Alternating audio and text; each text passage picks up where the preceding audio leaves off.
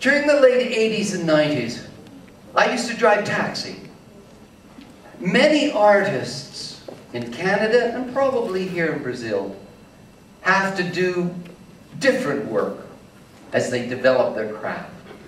And for 10 years, I drove taxi. Well, one day, I was dispatched, that means I was told over the radio, to go and pick up a customer on Crescent Road. Crescent Road is one of the, well, it has many of the expensive houses in our area built along that road. And on the back is the Nickel River. Well, I was sent to this house, and I drove in the driveway, and the lights, this was in the evening, so it was dark, but my lights sort of panned across part of the house, and I saw a young woman. She was in her early 30s. She was wearing a beautiful red bathrobe. She looked sad, but there was a sparkle in her eye. She waved. I knew I wasn't going to pick her up, not in a bathrobe. And then I looked over into the shadows, and two figures stepped into the light.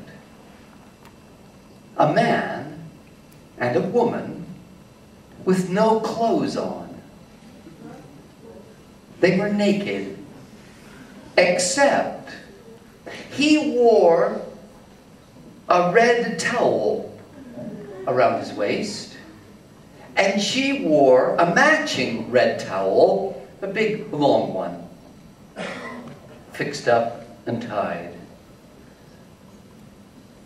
Well, I was sure they had no money in their pockets.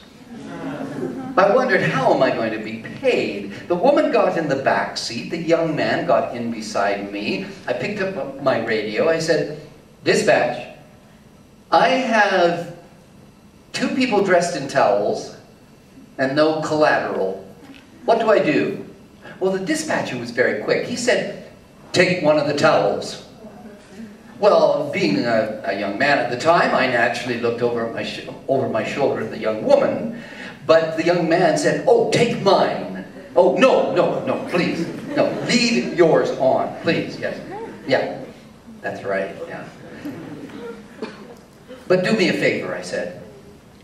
"I'm going to have to take a chance, driving you. I don't know if I'm going to get paid, but I'm a storyteller and a writer. Would you please tell me how you got into this situation?" And they agreed. So they told me this story. If you recall, I told you it was dark. This was in August, late August, so it's the end of our summer. It had been a very, very hot day. And this couple, this man and this woman, they had gone fishing with a friend in a motorboat. They fished all day, and you can imagine fishing in the sun. It's very, very hot, and you get no fish. It's very disappointing. So before going home, the two of them decided to go skinny dipping. Does anyone know what skinny dipping is? Skinny dipping is when you take off all your clothes and go for a swim in what we call their birthday suit. And so this young woman and this young man, they slid over the side of the boat, and they're treading water, cooling down. The sun is pretty hot. The water is cool because this is a river. And then suddenly their friend drove off, left them treading water.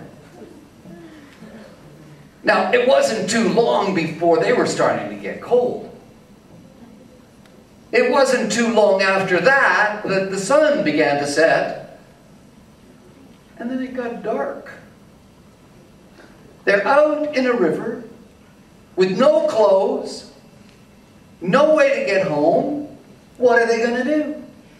Their friend still had not come back. And so they swam over to the edge of the river. And these being wealthy homes, they had their own docks where they tie up their boats. And so they came up to one of those docks, and the young man, he noticed in the bushes, in the darkness, there was a small box caught in the bushes. So he took the box down. It was dry. He tore it up, because it wasn't very big. So the young lady had one small piece for here, and one slightly bigger piece for up here. And he had just one small piece. And that was it. So the two of them, they walk up the path to the back of one of the houses. They climb up on top of the porch, and they look through one of the back windows, and they can see the gray light of a television against the curtain, so they know someone's there. So the young man, he goes up to the door and he taps on the door, and the two of them get far back, she like this and he like this, and they're waiting, and then a light goes on, and they're nothing but light. Oh my heavens, oh. And then there's a little glass window in the door, a little curtain. Someone peeks out, and then there's this laughter. Break of laughter. The door's thrown open. Come in, come in, come in, she says. This was the woman in red. Come in, you have made me the happiest person I've ever been. So she welcomed them in, gave them towels, made them coffee, called for a taxi. And while they waited for the taxi to arrive, for me to arrive, she told them her story.